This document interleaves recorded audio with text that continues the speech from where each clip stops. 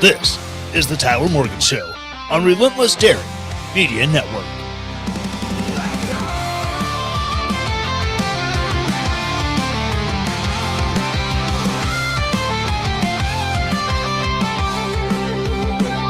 Welcome to the land of bourbon and bad decisions, where the nights are long and the truth cuts deep. Voices rise against the tide with clear intentions in a place where freedom never sleeps.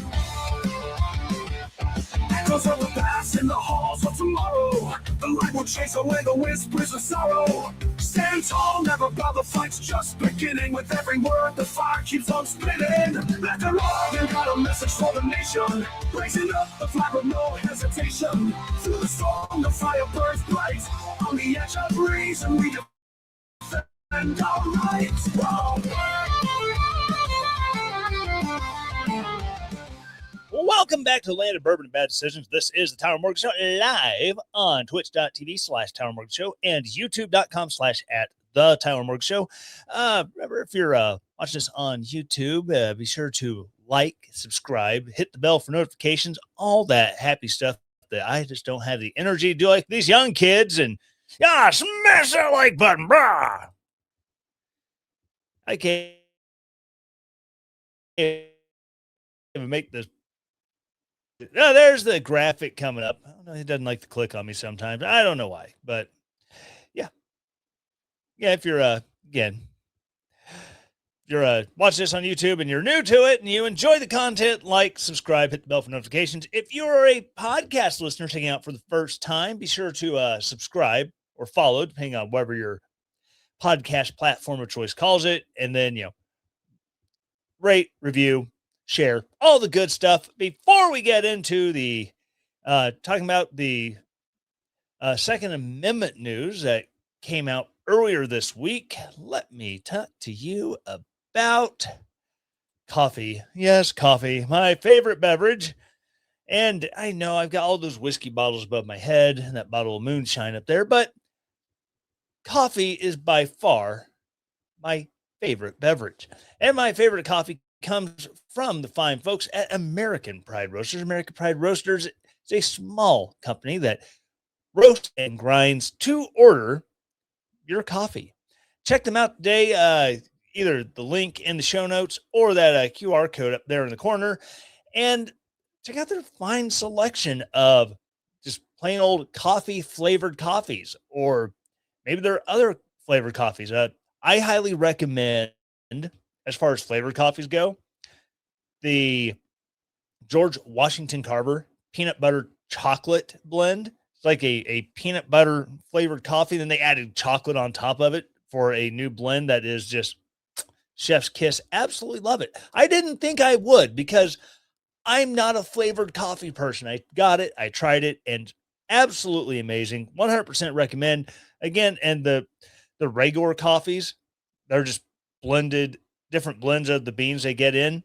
I see so many good ones. The George Washington, the Teddy Roosevelt, the Golden Spike. If you're into dark roast coffees, I'm not. And the Golden Spike is actually surprisingly good for someone who doesn't really care for dark roasted coffee. I don't like my coffee to taste burnt, and their dark roast coffee does not. So check out all the great stuff over there at American Pride Roasters. American Pride Roasters, aprcoffee.com. Historically great coffee. All righty then. So, big 2A news happened this week. Last week, really it happened last week, but the Fifth Circuit Court of Appeals has ruled that in the case of people who are purchasing silencers or suppressors, they want to use the technical name for them. Silencers, the colloquialism. If you're buying a suppressor, you do not need to fill out your Form 4 or do any of the background check or any of that, because those items, because all that paperwork was a registration that showed that, yes, you paid your tax. And you had the used to be a $200 tax on these items to get it registered and make it legal. And then once your tax stamp came through, you'd use that paperwork and register it with the Form 4. Well, the Court of Appeals has ruled that, whoa, hold on a second. If the tax is zero, then what are you showing that you paid through the Form 4? Because that's what the Form 4 was basically saying this item is registered and as a proof that you paid the tax. Well, if there's no tax, then this is just a registry, and registries have been declared, a federal registry has been declared unconstitutional. And so now this applies to a very limited scope of the public. I wish that I, as not a member of GOA, could go drop $600, $700, whatever, on a suppressor for any of my weapons. Unfortunately, I do not qualify for that because, again, it's a very narrow scope ruling. And when it came out, usually in these rulings where the ruling goes against the government, well, regardless, there's a 7-day window before these rulings go into effect to allow the losing side to file their appeal. In this case, the losing side was the Department of Justice, and the Department of Justice said, yeah, we cannot in good faith make an argument against the constitutionality of this, because the whole idea of a registry is unconstitutional. So we're not going to challenge this. And it's got all the crazy people, all the same crazy people you would expect, all up in arms because, oh my God, people are just going to be going out and buying suppressors and short barrel rifles and short barrel shotguns all willy-nilly. And then there's going to be so much death in the streets. Oh my God. No. And here's what people don't get. Like here in the United States, suppressors are so scary. Oh my God, they're awful. How dare you? You go to Europe. I wish I could do the really good Pat Gray voice. But in Europe, if you go to Europe and you want to buy a suppressor for your firearm that you have jumped through all the legal hoops to be able to own, to be able to purchase, and to keep it stored at another facility away from you. But I digress. You go jump through all the hoops that you have to in Europe to purchase a firearm. And then you decide that you want a suppressor. You can go to the sporting goods store and go, I want that one. And they pull it off the shelf, they hand it to you, you pay for it, and out the door you go. The suppressors in Europe have much more constitutional protection than they do in the United States. And this whole idea that, what is or isn't considered a firearm in the United States is kind of crazy, because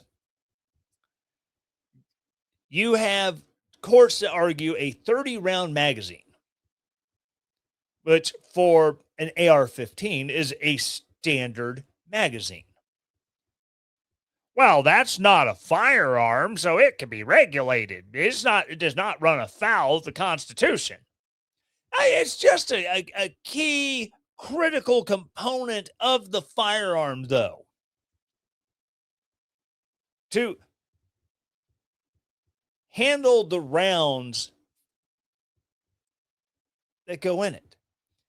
Sure, you could maybe get away with a 20-round magazine but like a 10 round for these places that had the high capacity magazine bans. That's just it's ridiculous. Or you're like California, and California compliant AR-15 is a 10 round internal magazine that you cannot remove from the weapon. And you pretty much have to reload. You have to stop, lock the bolt to the rear, pop the rear retaining pin, open it up, push your 10 rounds in, close it up, then release the bolt and carry on, which I guess that's a way to do it. It's a dumb way to do it, but it's a way to do it.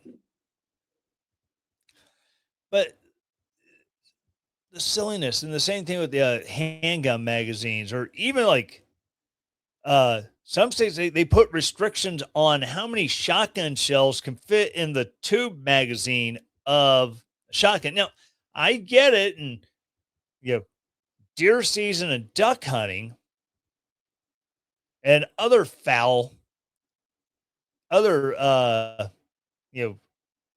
prairie fowl or waterfowl, you can only hold 3 rounds in your gun. Period. 1 in the tube, 2 in the magazine, and okay, it keeps you from buying a 7+1 capacity and loading it up with double up buck slugs or your preferred turkey rounds or bird hunting rounds, and just blah blah blah blah blah blah blah blah. I get it. I get that. Makes sense to me. But for general purposes of, I want to have a shotgun that is locked and cocked and ready to rock for home defense. Maybe I want that, those extra rounds, because you never know. As I said on the show before, if someone's breaking into your house in the middle of the night, the likelihood of a really, really bad intent, not just they want to steal your crap, but the likelihood that they want to do bodily harm to you or your spouse or your kids, if they're breaking into your house at night when they know you're home, it goes way up. So you want to have that shotgun ready to go, short barrel otherwise. I mean, face it, the minimum length barrel on a shotgun, even if you have a collapsible stock on it, it still takes up space when trying to like maneuver through your home in a ready stance. So the idea of a short barrel shotgun or a short barrel rifle for home defense, so that way you can, clear doors and maneuver through your home without hanging the barrel up on stuff. It's a great idea. Brilliant tactical decision. And being forced to get permission from the government to own such a thing, it's ridiculous. You should never have to go on bended knee to the government in order to exercise your rights. And and the people say, well, you're not asking that much. Okay, I have a question for you people who say that you should do this for guns because guns scary, guns dangerous. Remember the saying, the old saying, the pen is mightier than the sword. Revolutions have literally been started because of people writing down ideas and sharing them. The American Revolution was started by people writing letters to King George. And when that got no purchase, they started writing pamphlets and releasing them to the public in general until they built up enough of a movement to get a congressional Congress put together and declare independence. Look at the bad revolutions that have happened because of a pen. Especially those following the writings of one Karl Marx. Karl Marx used his pen to advocate for a socio-political and economic system that, since its implementation in actual government, has killed over 100 million people around the world.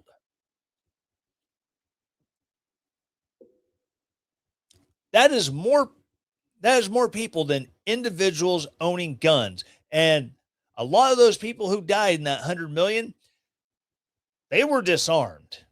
The only people who had guns were the government officials in Russia, in China, in Cuba, in Venezuela, and insert communist country here that had a massive, massive murder spree by the government. The people who had the guns were the government. The people did not have a means to defend themselves from that government taking over and slaughtering them.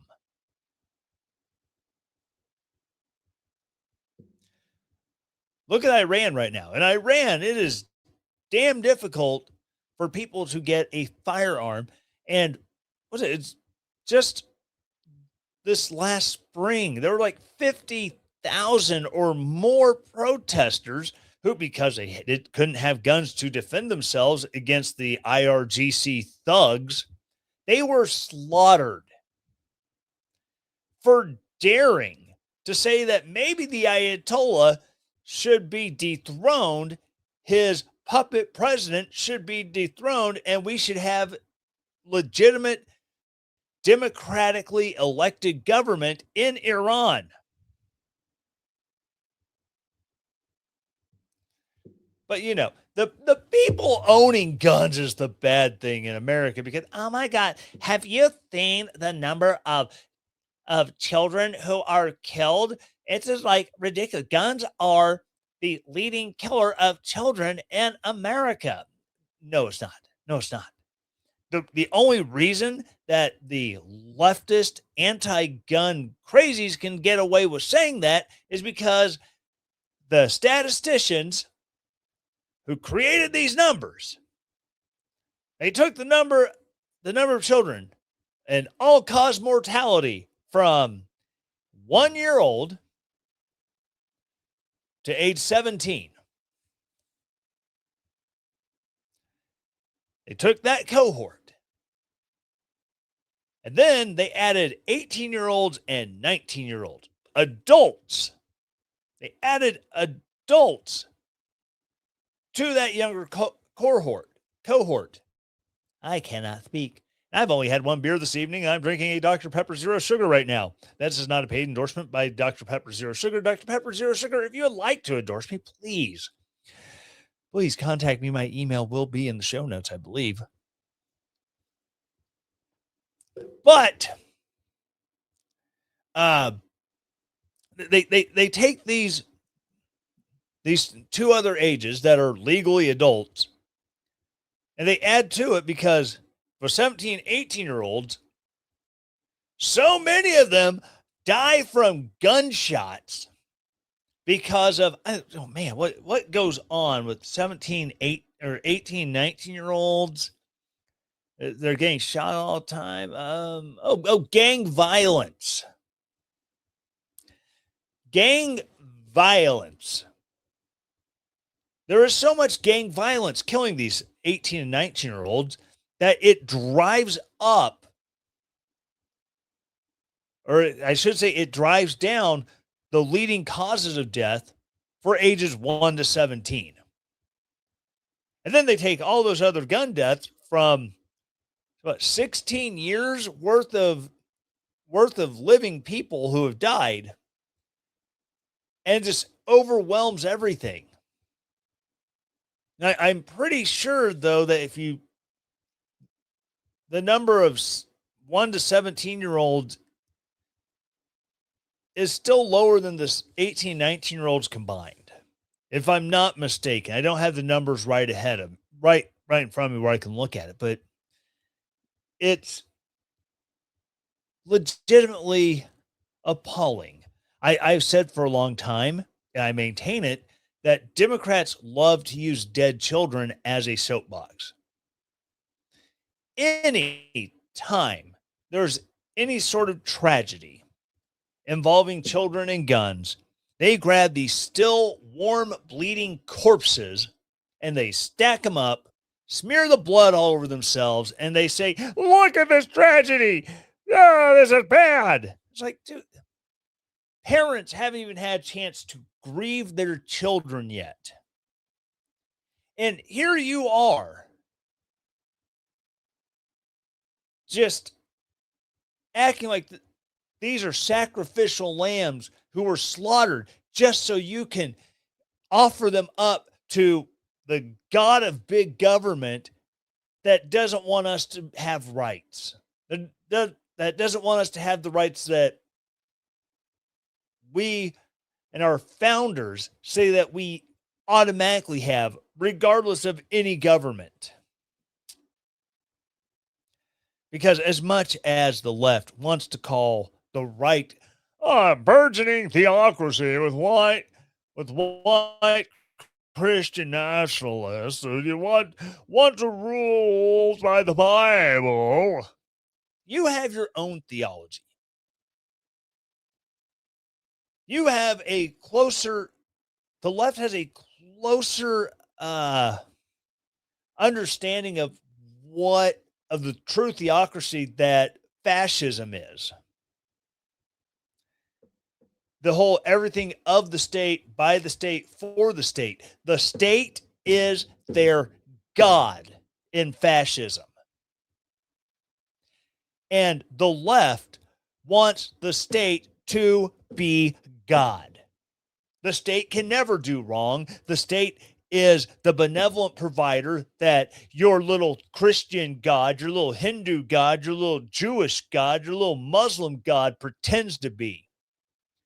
None of those gods are real, but the state is the ultimate God. The state is the ultimate provider from the left. And it is sickening to think that, again, you should have to go on bended knee to their God and ask about rights that are guaranteed by our Constitution. Because no one would fold and just go, "Oh, well, you just got to do it because that's the law." If you had to suddenly register with the government to start a Facebook page, it's bad enough. You want to start a church, you got to file paperwork to make sure that your church is tax exempt. Your church has to be recognized. You want to start a new religion, you have to file paperwork with the government to ensure that your religion is recognized by the government as a legitimate religion. Now, don't get me wrong, I think there are some crazy illegitimate religions that exist solely to poke religion in the eyes. The Pastafarian religion that exists just to make fun of everyone else. The Church of Satan is a recognized church by the federal government, and even they're like, yeah, we really don't believe in the existence of Satan. We believe in the religious credo of you do you, boo boo, and life without consequence. And that's religion. Nearly every other religion has tenets based on loving your neighbors and caring for others. Christianity, the 10 Commandments of the Old Testament can be summed up into 2 commandments given in the Old Testament and through the mouth of Jesus as love God with all of your heart, mind, spirit, body, and love your neighbor as if he was yourself. Do those 2 things. You do those two things, and you're pretty much on the right path.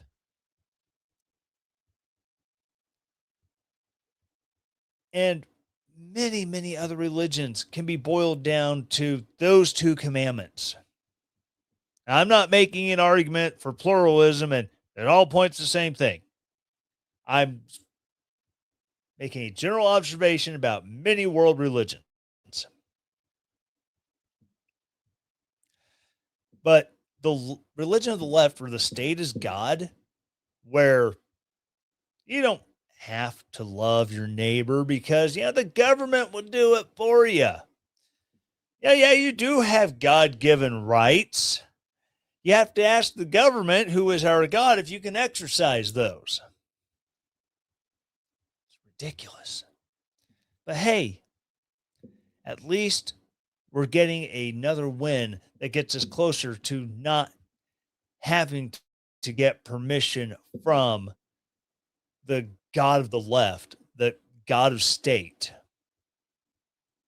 to be able to purchase a firearm or a firearm accessory, such as a short barrel, or to modify your weapon to have a short barrel without first getting permission from the great and powerful Uncle Sam. All righty. Before I get into some other stuff here, I need to tell you about find the right button to click. That's not the right button to click. That's the right button to click. Let me tell you about Charmed Envy Creations. Charmed Envy Creations is a nice, lovely, small little company started by my wife like 3 years ago.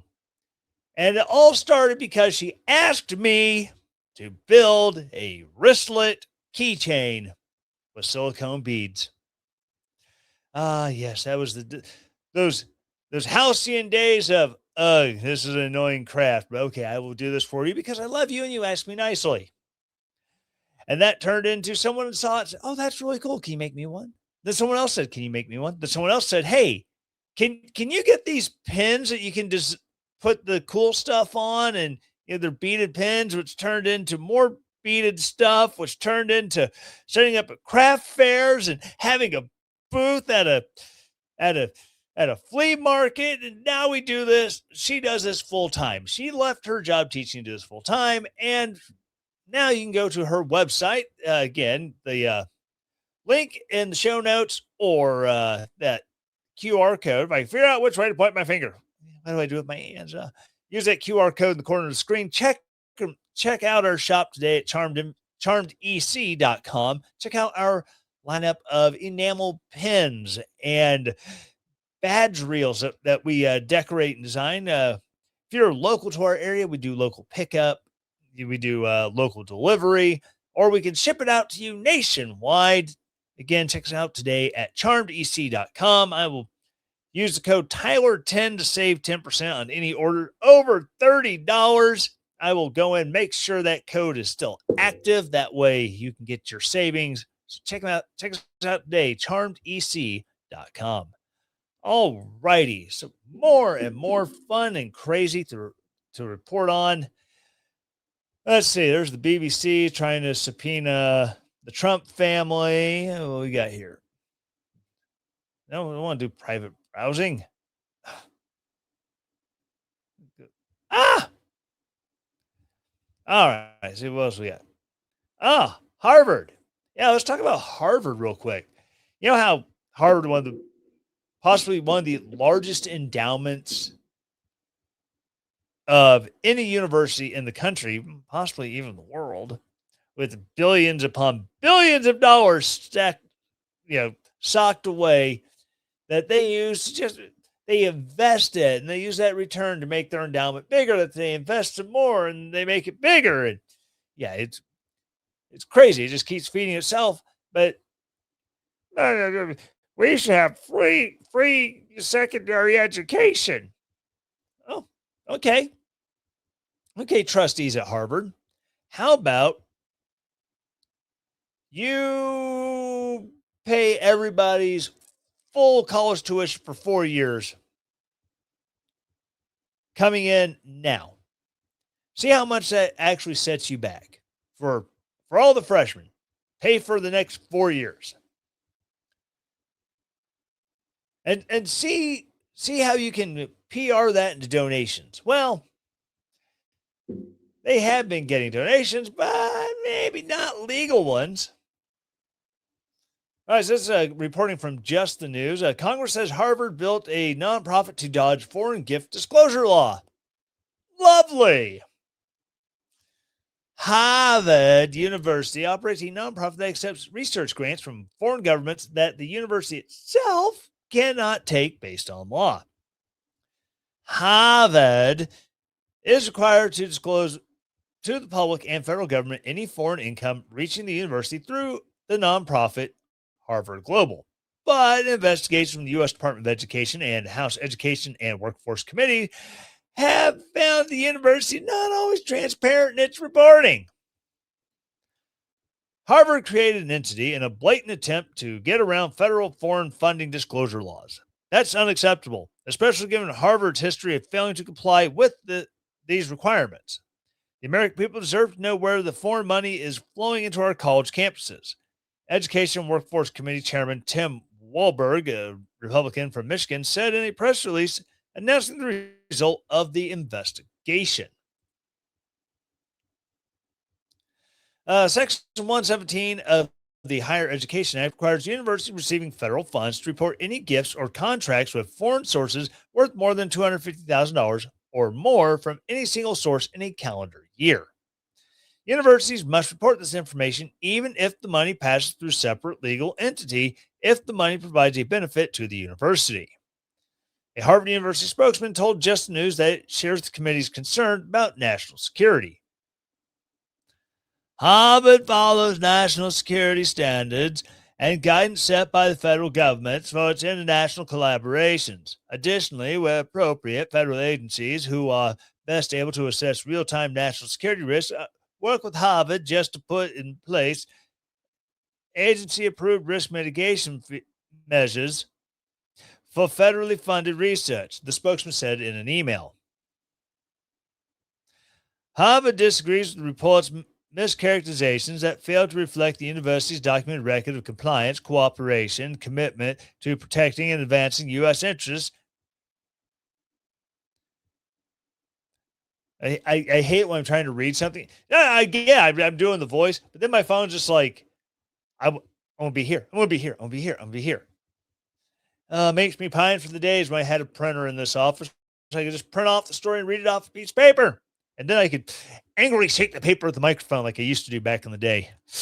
Oh, you don't get those days back, I swear. So Harvard disagrees with the report's mischaracterizations that fail to reflect the university's documented record of compliance, cooperation, commitment to protecting and advancing U.S. interests, national security, and global standing, the spokesperson said. Harvard Global lists operations in Hong Kong, India, Ireland, Israel, South Africa, Tunisia, the United Arab Emirates, the United Kingdom, and the United States.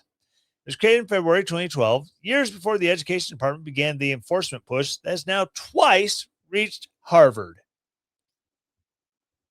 In April 2025, the U.S. Department of Education initiated a records request from Harvard after it found the university provided incomplete and inaccurate disclosures regarding its foreign funding.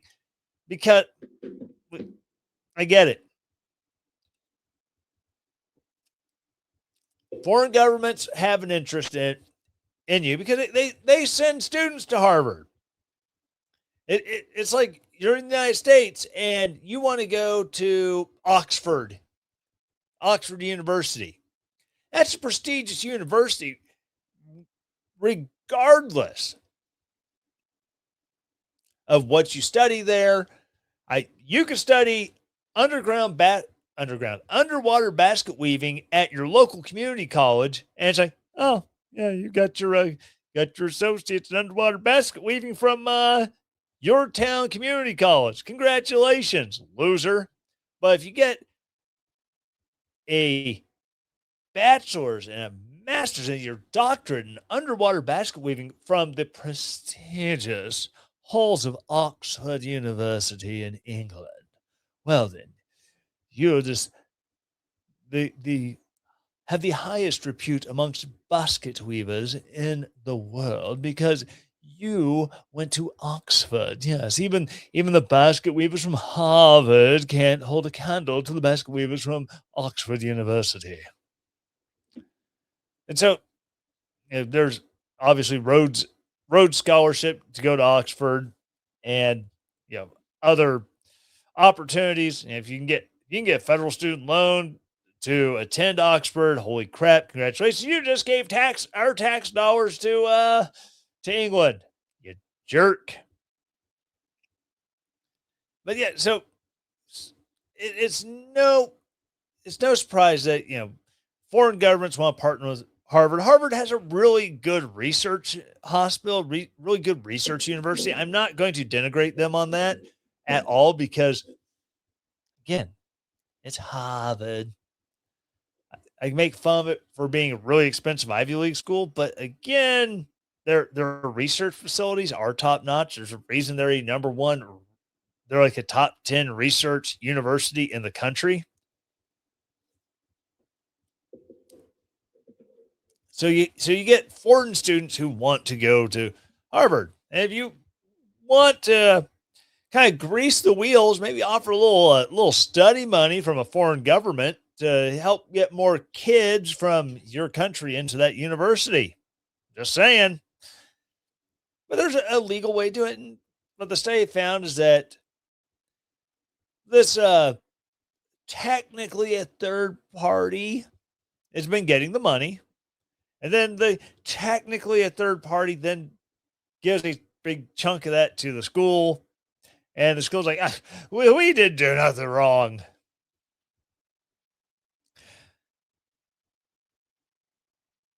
As a recipient of federal funding, Harvard University must be transparent about its relations with foreign sources and governments. Unfortunately, our review indicated that Harvard has not been fully transparent or complete in its disclosure, which is both unacceptable and unlawful. U.S. Secretary of Education Linda McMahon said in a statement, This record request is the Trump administration's first step to ensure Harvard is not being manipulated by or doing the bidding of foreign entities, which includes actors who are hostile to the interests of the United States and American students. The Seven Sons of National Defense. The House Select Committee on China, which also contributed to the latest investigation into Harvard's ties to the Chinese Communist Party, CCP, found that researchers affiliated with Harvard co-authored more than 140 publications with researchers affiliated with a group of Chinese universities referred to as the Seven Sons of National Defense, Fox News reported. The Seven Sons are identified by the Pentagon and U.S. officials as a network of universities that are central to China's defense, research, and military modernization. Oh, goody. The report also found that Harvard received more than $600 million under Section 117 reporting, more than any other American university. Harvard is not accused of doing anything illegal, but the House committee did suggest that Harvard's relationship with Chinese researchers has put American national security at risk by allowing China to advance its military capabilities. It's like people who, I don't remember what company it was, but they built a dual use product. And by dual use, I mean military and civilian applications for vibration dampeners. And it was ideally designed for jet engines or for jet aircraft. So that way, like the radios and the instruments can be mounted, and the turbulence of flying, as well as the vibration and buzz of the jet engines running, wouldn't shake apart the internal components and cause failures. Well, they were having it built in China, which is dumb because you get the schematics and how to design these particular mounts, these particular dampeners on them, and you can figure out, you see where you're shipping them to. Oh, this is going to the Boeing F-35 facility in St. Louis. Okay. And so then because it's also, again, dual use, because it can also be used in civilian aircraft. It can be used in civilian vehicles to, again, reduce vibration and the long-term effects of vibration on critical electronic components. So China says, hey, we're going to start using this dual-use technology that's being made in our country, and we have the schematics for, and there's nothing you can do about it. Yeah.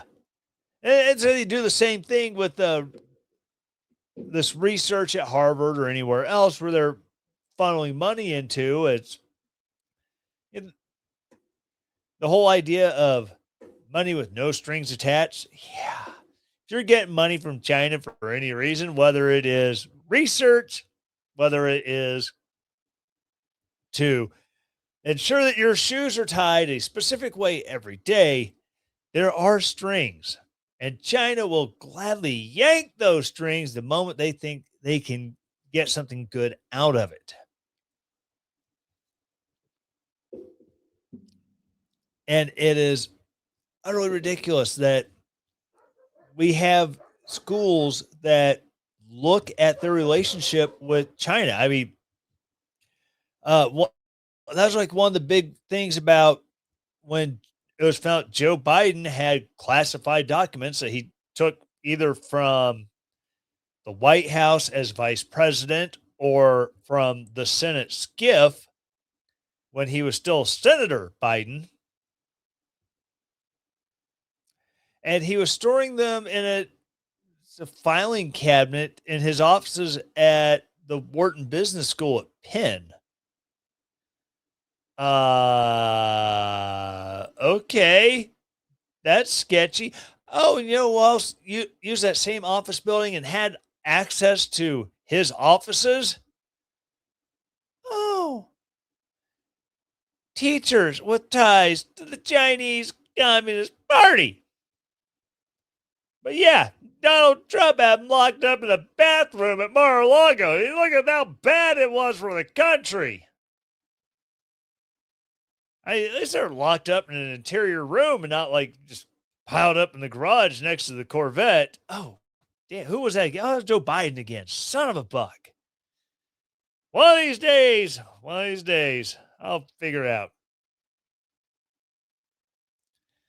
All right, so I guess I'll get into this whole BBC article. Well, the article's from Politico, but all right. So remember, I don't know if y'all remember. I don't know if I talked about it, but Donald Trump filed like a $10 billion with a B, $10 billion defamation lawsuit against BBC over video of January 6th that they released. With some clever editing that took out nearly 45 minutes of speech to make Donald Trump say something that he did not say during the speech that cast him in a very negative light, considering the riots of that day. So Trump said, whoa, this is demonstrably false. This is editing done intentionally to defame me. I'm suing you. All right, that's cool.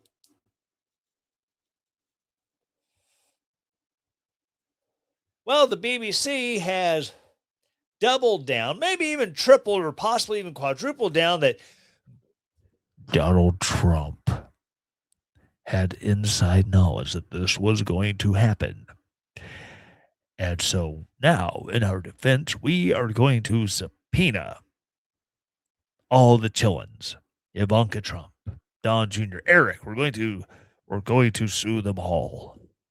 And so in the process, it's like, now, don't get me wrong, I'm not a fan of the idea of people dodging subpoenas and process servers, but that's what the Trump kids are doing. They've been like, yeah, we're not home. Sorry. All right, so BBC seeks to subpoena Trump family members in defamation suit.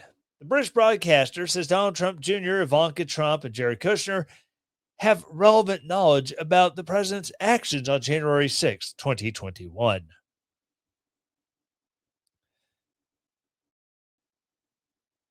The BBC is seeking to subpoena President Donald Trump's son, his daughter, and son-in-law in connection to the $10 billion defamation lawsuit the president is pressing against the UK broadcaster.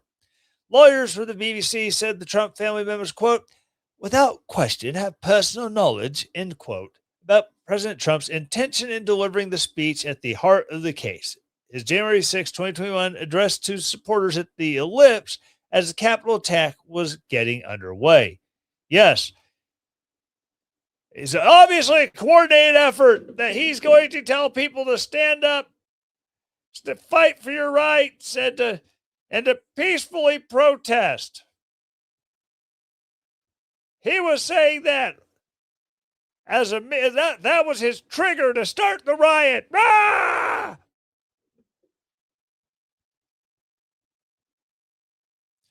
The president's lawsuit alleges that a BBC documentary aired in the UK in 2024 defamed him by splicing together distant parts of the speech to make it sound like he was endorsing violence. The BBC has apologized for the editing, but denies that it is a valid ground for a suit.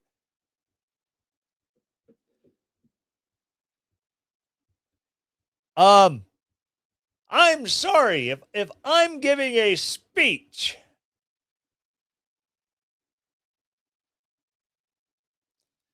and I'm using rhetoric about standing up for your rights and your beliefs, and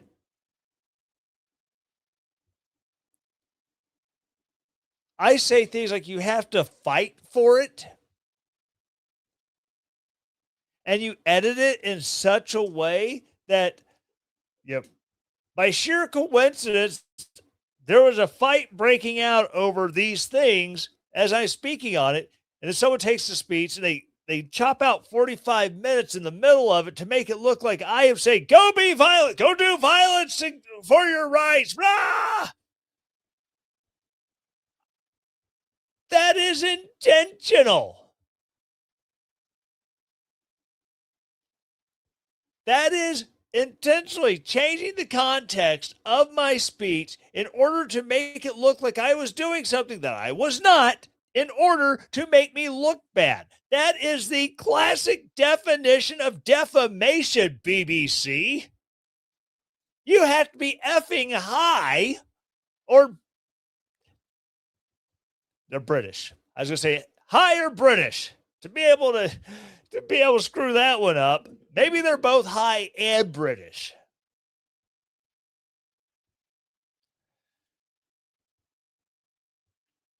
Drawing largely on testimony gathered by the House January 6th committee, the BBC's attorneys say Donald Trump Jr. and Ivanka Trump were present as the president revised his speech and were on hand at the Ellipse as he spoke.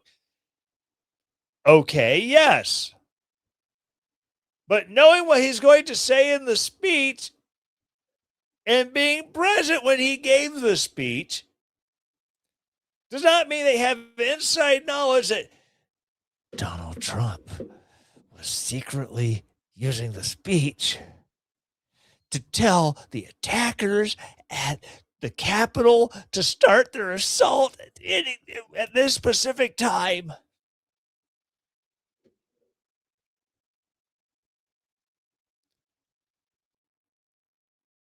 Aye. The network's lawyers also say Kushner drafted a proposed statement for the president condemning violence. Yeah.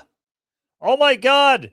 A president makes a comment that is prepared.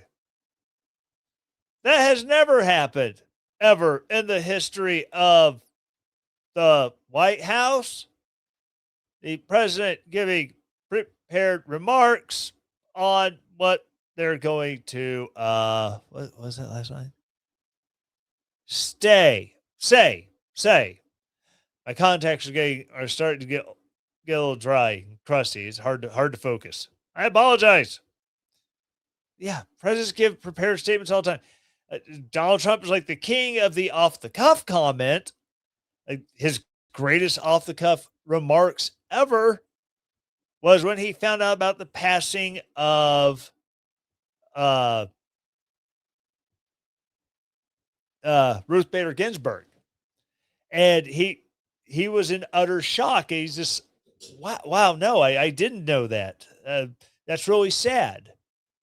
Yep, she was a great lady. I didn't agree with her, but she was a great lady, and it's just really sad. And meanwhile, Tiny Dancers is like it's like Serendipitous is playing in the background.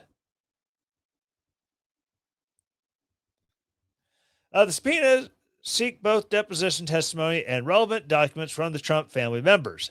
Court filings indicate the BBC tried to serve the subpoenas to Kushner and Trump's home in Miami in May, but police blocked the attempt.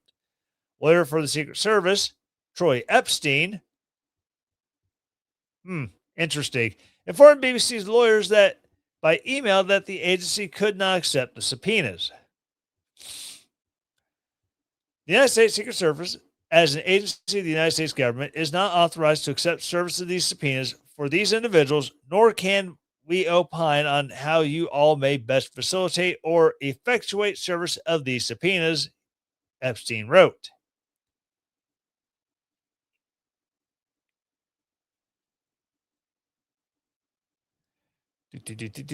Similar attempt to serve Donald Trump Jr. at the Trump Organization Trump Tower offices in New York was also unsuccessful. In a motion filed Friday in federal court in Miami, the BBC's attorney said the president's lawyers also refused to accept subpoenas. The network is asking for the court to authorize service by mail or to order the service through President Trump's attorneys is adequate. Spokesperson for Trump's legal team responded Saturday to a request for comment. Quote, the BBC intentionally defamed President Donald J. Trump, and now the BBC is seeking to harass him, his family, and supporters by abusing the deposition process. The BBC is simply trying to distract away from their own obvious liability, the spokesperson said. And I think that's partially true. I mean, it's hard to argue, like with a straight face, that we didn't intentionally defame the president. That was just a poor choice in editing. Right.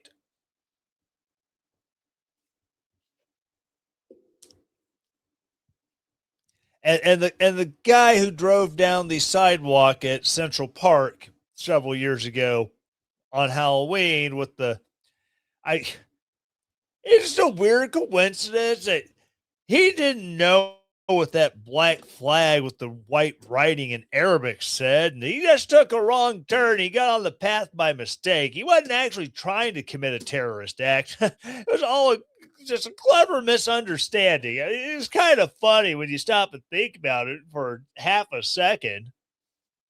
No. But the BBC was intentional. I get it. They don't like Donald Trump. But if you're using your organization to blatantly lie, I'm sorry. Like, I'll state my opinions on people on this podcast. But never, ever, ever do I ever portray someone as doing something they didn't actually do and try to pass it off as fact because I don't want to get sued. I ain't got a lot of money to fight off a big defamation suit. I mean, I can apologize and offer you.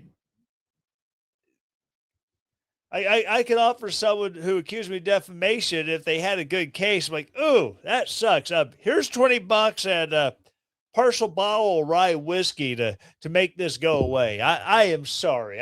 I won't do that mistake again. Yeah, the whole idea that the BBC just this was just we're very sorry. We're very sorry. It was an honest mistake, chap. Next time we'll exert better editorial controls over what goes on with these documentaries. We really hate to make someone look bad. No, that's just admit it.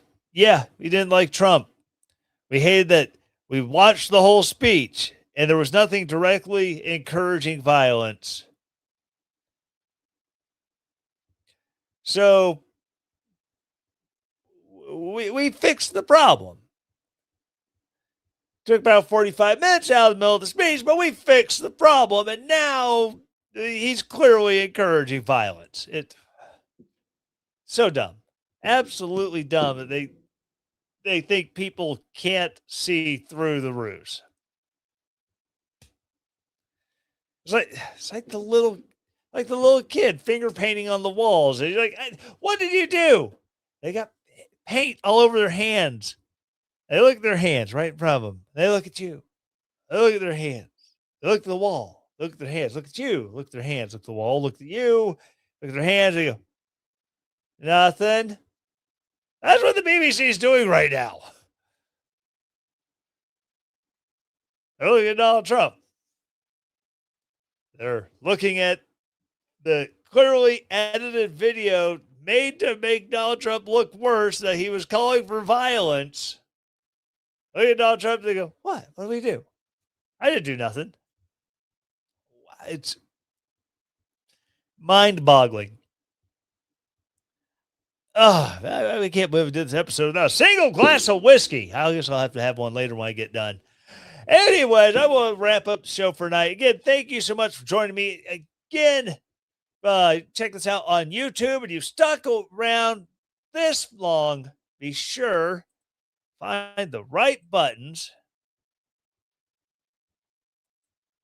Be sure to like, subscribe, hit the bell for notifications, all that good stuff. You're a podcast listener, same 4 things every week for the podcast. Number 1, please subscribe or follow, because Apple iTunes is weird. You can subscribe on Apple iTunes. That's for paid content. I don't do that. Maybe one day I'll do paid content again. I don't know, but we'll see. But yeah, subscribe, follow, whatever it calls it. After that, please rate the show. I'm looking for 5 stars. I'll accept 4, 3 and below. Please hit me up on Twitter, X, whatever you want to call it, at Fake Tyler Morgan. Send me a DM. They're open. Tell me why you think you need to give me 3 stars or less. I love constructive criticism. If it can make the show better, construct away. I enjoy a good critiquing. Once you have a write a review, say something nice about the show that people see it pop up in by the algorithm, and they go, oh, people seem to really like this show. Yeah, that's all you gotta do. General like. Nothing too crazy. Don't write some, 50-page dissertation on how awesome my show is. Well, that would greatly benefit my ego. I don't think it's going to help anyone want to listen to it on Apple iTunes.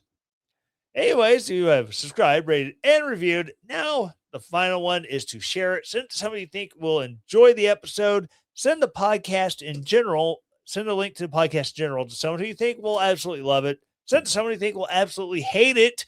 And they'll be mad at you because, why are you sending me this? And then they'll be mad at me because I'm the one providing the opinions they don't like. And I like being able to cause chaos. Chaos is fun. I thrive in the chaos. Again, thank you so much for listening. And as always, stay relentless. The Tyler Morgan Show is a relentless daring media production. The Tyler Morgan Show is supported by its listeners. To support the show, go to ko-fi.com/Tyler Morgan Show to donate there, or relentlessdaring.com and hit the donate button at the top of the page to set up your donation. All music used in the Tyler Morgan Show is used with permission from purpleplanet.com, link in the show notes. 2 Timothy 1:7.